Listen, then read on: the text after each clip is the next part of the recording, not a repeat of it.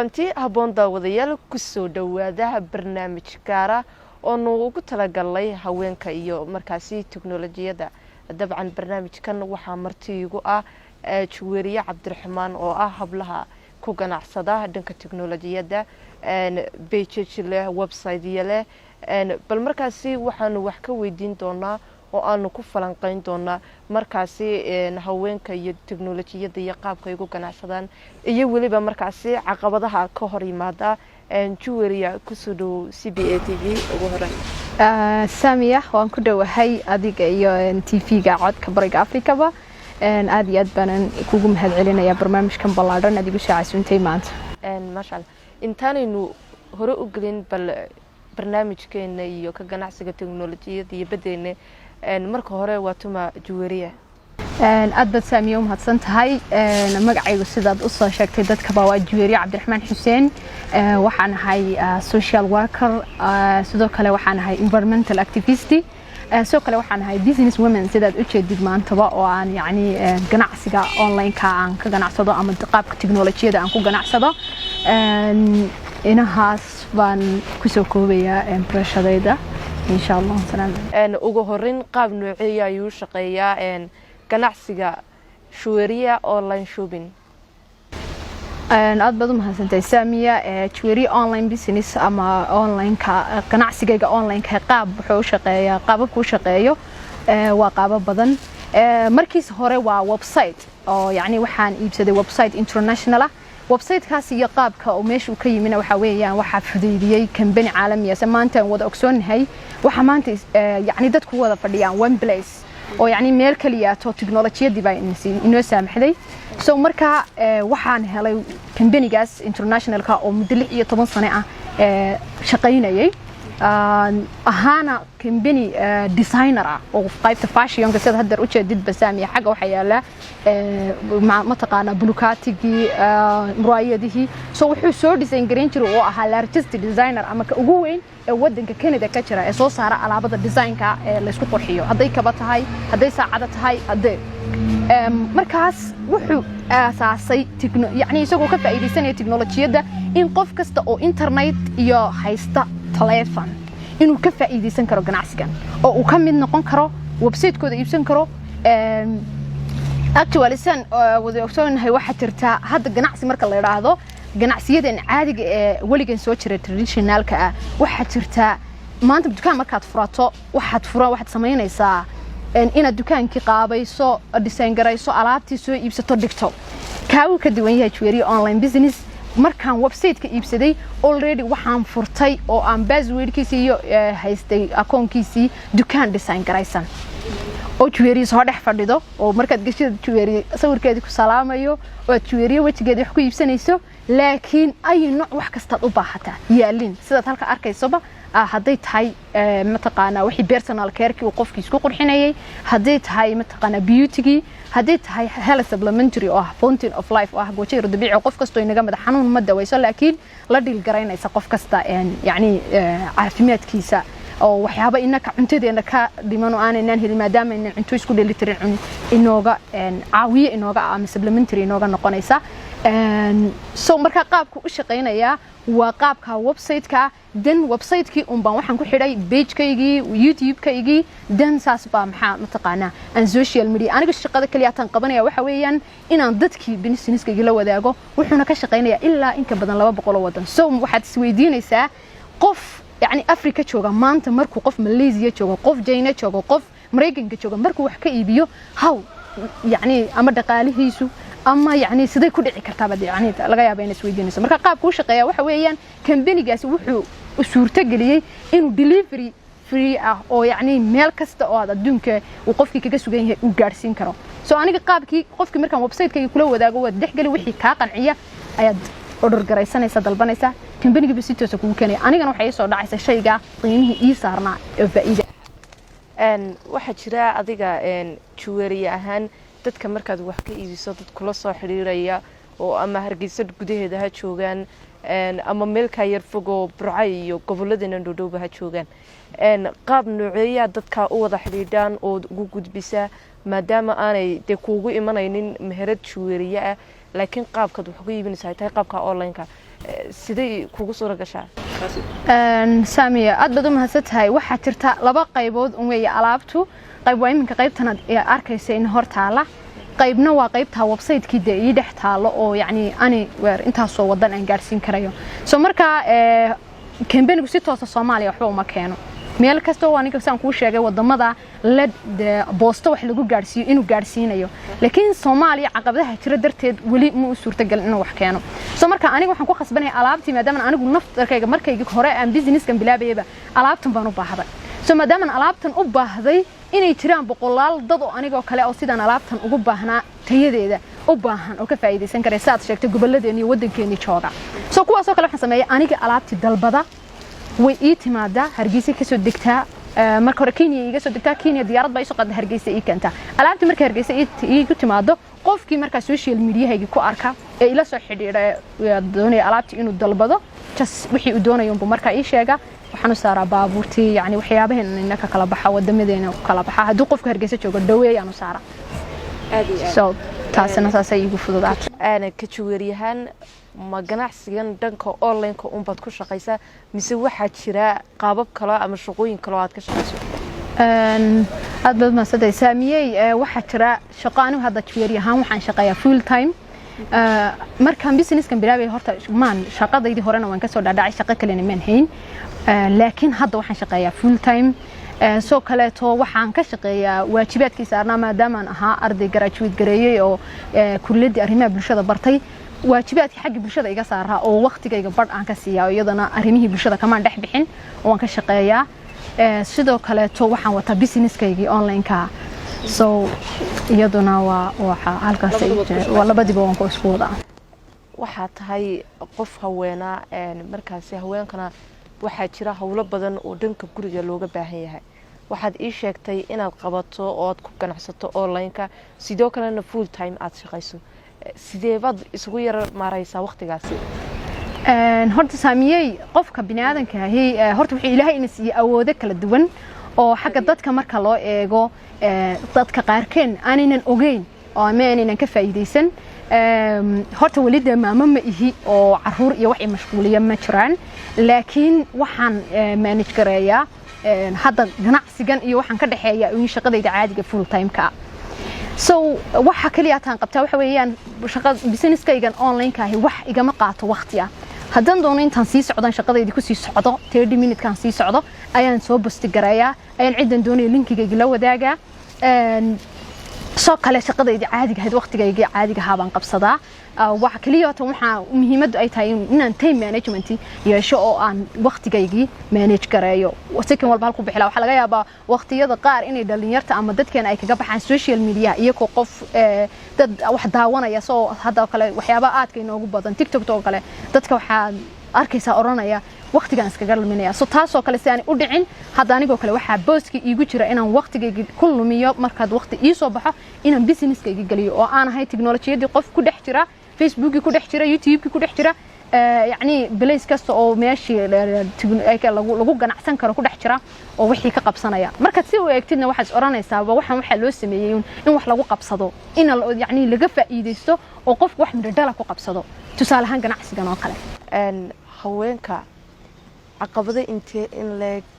ayay kala kulmaan dhanka ganacsiga online-ka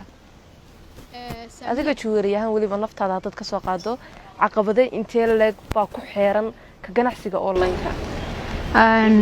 saamiyay marka la eego horta ganacsiga online-ka aniga hadda before intan ka hor aan yani business-kan bilaabay online hore kuma jirin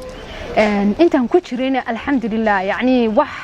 oo aan idhaahdaan maanta sheego dadka la wadaagaan idhaahdo yani caqabada noocaas ah ayaa igu soo biirtay ama aan kala kulmay ma jirto laakiin waxa jirta marka la eego business-yaad oo waayo qaabka loo diyaariyay business-kan baa waxay tahay ba inuu yani si ismuusa oo qofkii xataa waxa la siinaya waxa ku dhex jira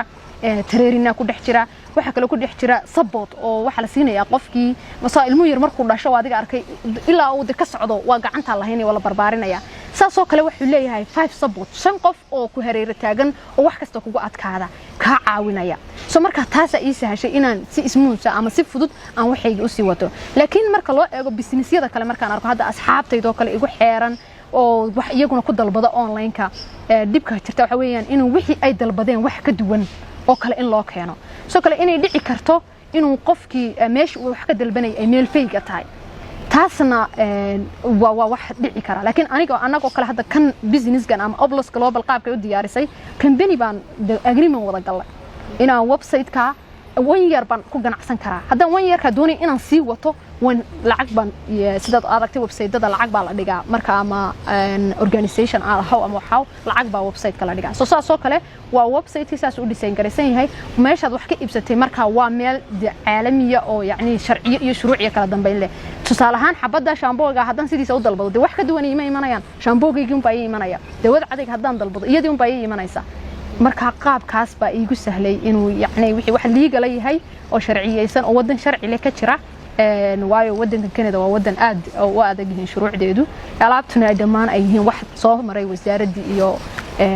processkoodii soo taasna aniga ahaan ii fudaydisay laakiin way jiraan waxyaabo somehow dadkii ku dhici kara dhanka kale waxaan dooga warantaa bil fursadaha ganacsi ee uu haweenka u leeyahay ka ganacsiga online-ku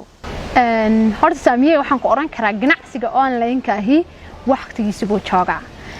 marka kulay waqtigiisa buu joogaa maanta sayn wada ogsoonahay bulshadeena inta u badan waxa shaqeeya waa maamooyin suuqa hadda marka tagto waxaad arkaysaa hooyo xabuub iibinaysa waxaad arkaysaa hooyo dukaan haysata macni iyo hooyooyinkaas maalin bay ahaayeen dhalinyar laakiin fursadan ma haysan soo maanta waliba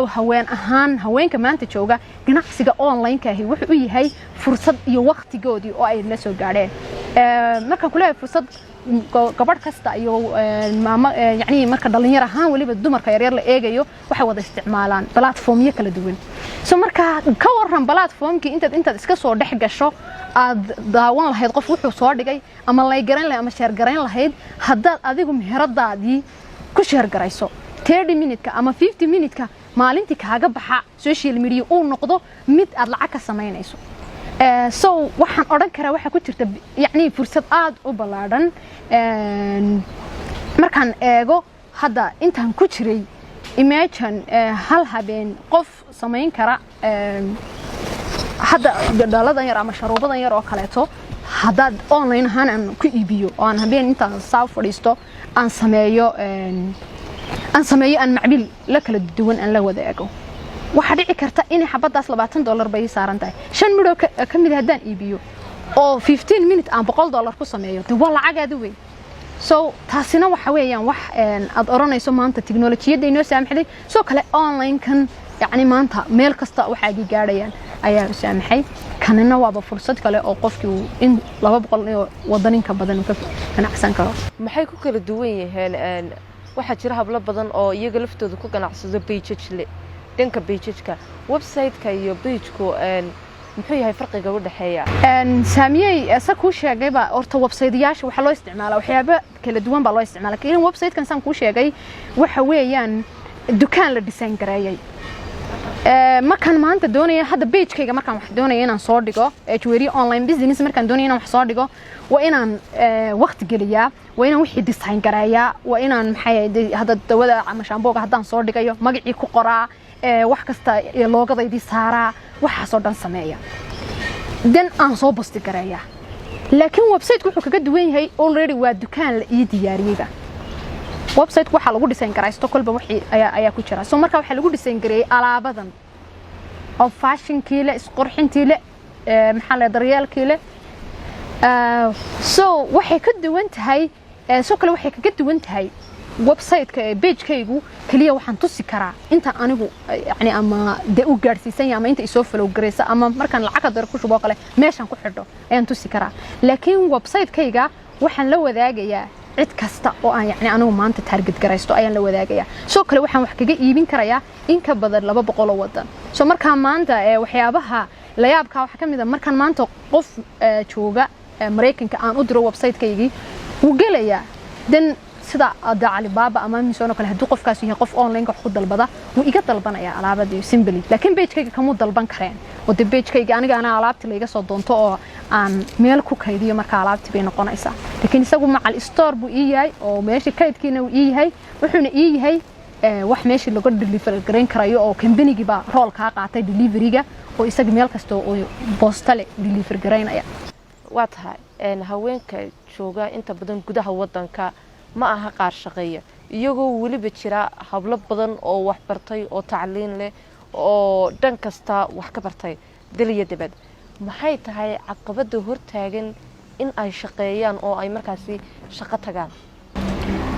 walahi saamiyay waxa horta caqabadu mid waa hal caqabad un baan u maleynayaa inay kaga duwan yihiin hablo caqabadaha jira ee shaqo la'aanta waxa iska jira caqabado fara badan oo yacni shaqo la'aantu maanta dhalinyarteena iyo dadkeena ay ku sababto laakiin haweenka marka loo eego waxa sii yara jirta mid gaaba oo marka laga yimaado aqoontii marka laga yimaado yacni qaraabo kiilka jira maanta qofkii la oranayo qabiil ahaan baa lagu shaqo geynaya waxa soo dhan marka laga yimaado waxa jirta iyaga mid maanta haddaad booskii codsato lagu oranayo kale booskan haddaad doonto adiga ma qaban karaysid waxa weeyaan inuu booskan ninba ku habboona yacni oo halkaa aybad shaqadii uga hadho because of dumarnimo oo la yidhahdo qof lagaaga masuugo walaada booskan waa boos weyn heblaayo ma qaban karto taas tuwa kale waxyaabaha kale waxay kala sameeyeen shaqo la'aanta iyo dhibaatada iska jirta iyo weega aan u diyaarsanahay yacni manhajta iyo waxbarashadeena inta badan habluhu waxa jira hablo badan oo iyagoo wax bartay markaasi shaqayn karaya marka ay inanimadii ka baxaan ee ay xaas noqdaan waxa jirta hablo iyagu faraha ka qaada shaqooyinka dhankeebuu culaysku kaga iman karaa wad isleedahay ka jaweeriyaan ma iyaga naftooda aaminsan gabadha haddii la guursado oo ay guri yeelato inaanay shaqaynin mise meelo kale oo ciriiri kaga yimaada baa jira hablaha wallaahi hor saamiyay marka loo eego dumarka ilaahay yacni karti fara badan baan leenahay waxyaabo badanna waynu qabanaa ma aaminsan anigu inantu maanta hadday guri gasho shaqadeedii way joojin kartaa laakiin badanaa waynu aragnaa oo yacni waxaa jirta dad badan oo joojiya shaqadii taasi laba midun bay noqonaysaayo qofkaasi inuu xaggi ubadkiisa uu baqdin ka gasho sir ubadkii baa kaa dayacmaya iyo inuu qofkani uu ka caajisay waxa kan soo laakiin marka laga yimaado caajiskiisa ma jirto caqabad tooso oo qofkii inta ka hor timaado uu shaqadiisa u joojin kartaa soo badanaa imka hablaheen waxay u dhisan garaysan in iyagu ka caajisaan oo yiraahdaan maadaama aan gabadhahay guriga joogo la biilinayo ma sii wadi karo shaqadii oo ay shaqadoodiisa ku joojiyaan laakiin kartideeda hadday isticmaalayso way qaban kartaa more than intaas bay sii wadi kartaa ay qaban kartaa su-aasha haddii aan ku weydiiyo waxaa jirta hablaha in berigii hore ay sheegaan inta badan in ceeb loo yaqaanayba inantu inay baxdo oo ay soo shaqayso oo shaqo ay tagto iminka waxaa jira hablo badan oo shaqeeya markaasi hablaha waxaa jirta caqabado badan oo ka hor yimaado oo ku xeeran maxaad isleedahay iminka waqtigan iyo waqtigii hore farqiga u dhaxeeya ma isbedel ka yimi waxyaabo badan ayaa isbedelay oo maanta waqti xagga waaqaca bulshada marka la eego saamiyay wuu isbedelay oo waxa laga yaabaa maanta adigoo saamiyo TV-gan ka shaqeeya inaad inta ka hor ama 10 years aba nirano ka hor ay kugu yar adkaan lahayd ama aanad heer maanta marka loo eego xagga aqoon ahaan hablo way diyaarsan yihiin oo maanta inaga goobaha waxbarashada kaga badan inamada soo kale goobaha shaqada habli way joogaan soo waxaan oran lahaa waxa jira somehow inay wali dad jiraan aaminsan inay wax ku adag yihiin ama inay haddaynantii boos shaqo oo weyn qabato ku adkaanayso soo taana waxaan oran lahaa ha laga soo gudbo oo yacni ha loo soo baxo maanta maadaama aanu qofkii aynu noqonnay dad xagga aqoon ahaan diyaarsan dad wax kasta oo nin qaban karo يعني قمان كرا ما أنت مركز برنامج وإن صوت ديارين كرا أدنى صوت ديارين يصير سامية وح يعني فرقي أساس وين عقبضه كاجي إيمانه يعني أنا وشرينين وحويا إن بلاتفورم كاس أي هبله أي يكون مركز إسبراروتشي يعني كوسي سعودان ما منشان قراين كرا وحيا بس هاس أسي وين أو ما أنت يعني فرصة أينو ما أنت حيسنو ما شرطه يعني وح خلاص ما أنت لو بس يدقو حاجة مركز إيجيسو تكنولوجيا ده مركز إيجيسو متقنا أقونتا مركز إيجيسو بلشة دي واقع ديو إسبدلي أو ما أنت لورنا يو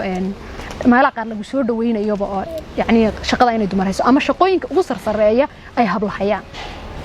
inta badan haweenku waxay cabasho ka muujiyaan marka ay shaqo doontaan ee ay meel u shaqo doontaan in lagu yiraahdo shaqooyinkan maba qaban kartid sidaad hore uga dhawaajisayna waa wax xaqiiqo jira adiga jawari ahaan ma kulantay saamiyay kiiskaas wuu jiraa laakiin waa waxyaabaha aan u doonayno maanta inaynu ka takhalusno maadaama waaqicii hore laga soo gudbo waxyaabo badan oo baariyera oo yacni waxyaabo badan oo adago in hor yaallayba aan ka soo baxnay waa waxyaabo aynu maanta ka gudbi karno waanay jirtaa oo aniga jawari ahaan waxaa jirtay boos hadda ka hor la soo xayeysiiyey company baa soo xayeysiiyey soo markaa wuxuu ahaa laba boos baa soo xayeysiiyey boos wuxuu ahaa secretary ama qof xafiiska u fadhiista boosna wuxuu ahaa manager oo ina businesskan uu qof manage gareeyo so meesha kuma qorneen wax shuruuda oo la leeyahay qofkaas cidda noocaasa ayaa soo codsan karta macnaha nin iyo dumar rag iyo dumar looma kala saarin ciddaas soo codsanaysa booska looma kala saarin laakiin anigu markaan xafiiska geeyay inaan ba xafiiska fadhiyay CV-gayga wuxuu igu yiri walaal ma waxaad u socotaa waxaad soo codsatay su'aal bi weydiyo ah ma waxaad soo codsatay booska secretary-nimada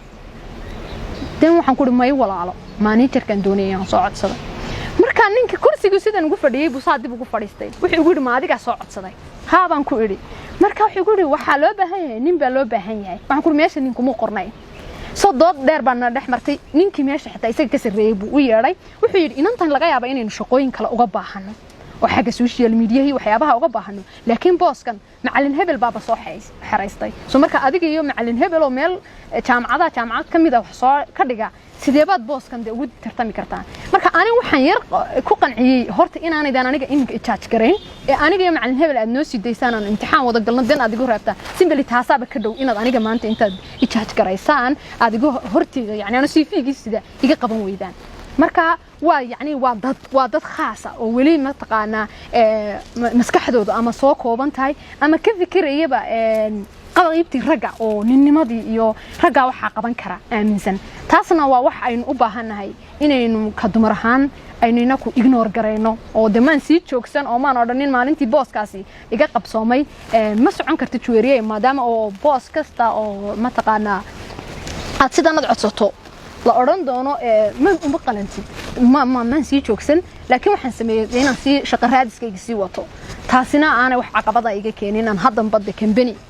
u shaqeeyo oo aanan title ka hayo boss layguna ma taqaana cunsuriyeen oo farxad iyo aan kula shaqeeyo wanaag so taasaynu u baahanahay inaynu ka gudubno qofkay ku dhacdaana way dhici kartaa inay ku dhacdee uu yani ka ignore gareeyo maskaxdiisu siirada ka saaro yiraahdo waxan wax dhici kara waa wax dadka qaar ku jira laakiin dadka kuma wada jiro waa tahay ugu dambeyn maxaad haweenka fariin u diri lahayd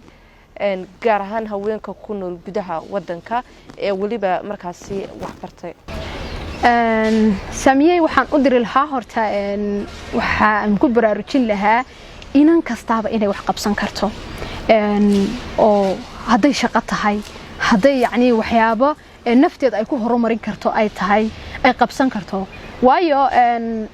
saynu ogsoonahay qof walba inta inanka lagu soo tabcay in leegba inantaba lagu soo tabcay soo kale reer markay samayso reerkii waa wax sheerina oo iyada iyo qofkan nolosha la wadaagay waa wax ay ku midoobayaan ubadba meesha imanaya waa la barbaarinaya haddaanad markaa ahayn adigu qof u diyaarsan inaad nolol qurux badan design garaysato aad keento يعني ونولش وكوجو أتكانيسا سو مركا إنا إياكو سمستان بلاتفورم أما يعني ميل إياكو قف ولي بقول نفتي سبرمود ما كاردي من إنه قف بيصير هذا هذا شقة دويدي ما هذا كاردي من إنا نهان بالإسقيمة أيوه ما حد هذيك ضد كان كله شقة هلا ما حد كجد وأنت ما حد وريك يقول نسقانسن إنه يسويديو أو النفط هذه يدو قيمة يسو لأن ماش ويكنس كذا أما يعني هوسين تدو كسر بحده أيدن أيدو كرسة كسر قاعده نسدو كلامانته يعني بلاتفورمية تشريك الدون أونلاين نذا كل الدون إنه وحقوق بصدان إنه جناعسية بلودان أو واي جناعسي وشقده حين أكسون هاي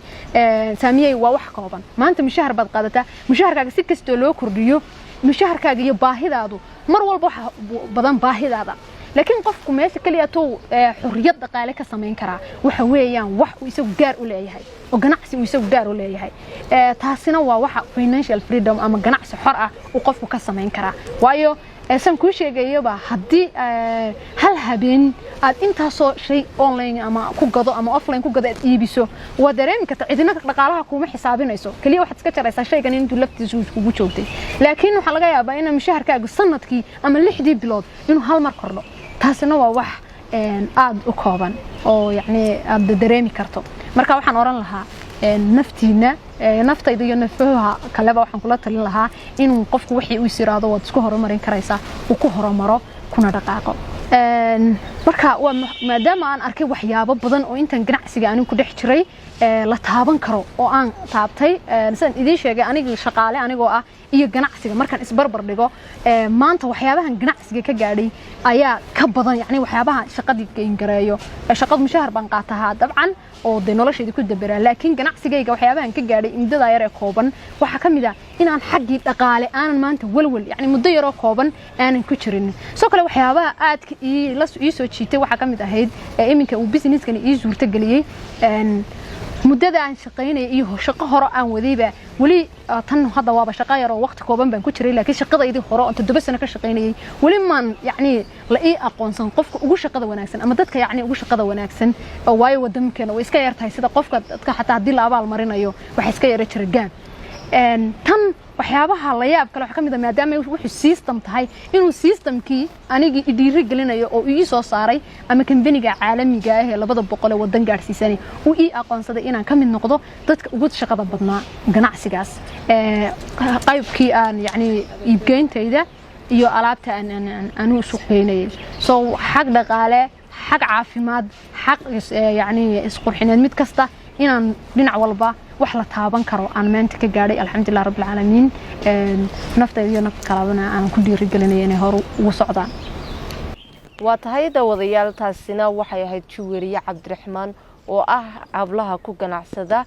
dhankaas iyo tiknoolajiyada gaar ahaan website iyo page Facebook waxay Juweriya martin ugu ahayd barnaamijka haweenka iyo ka ganacsiga tiknoolajiyada oo aanu markaasi ku soo martay qaadnay Juweriya waxay soo dejisaa alaabo kala gaar ah oo sida shaambooyada كريميada kolgeediyada bulukaatiga sida idin muuqataba